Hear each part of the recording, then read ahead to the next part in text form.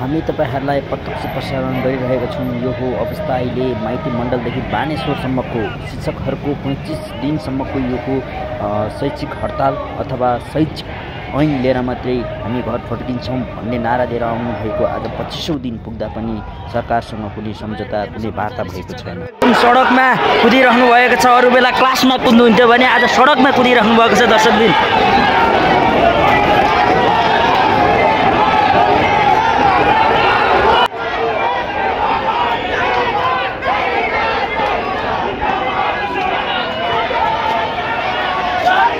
हामीले अरु बेला कोठामा देख्थ्यौं उहाँ शिक्षकहरुलाई भने आज चाहिँ हामीले प्रत्यक्ष सडकमा देखिरहेका छौं।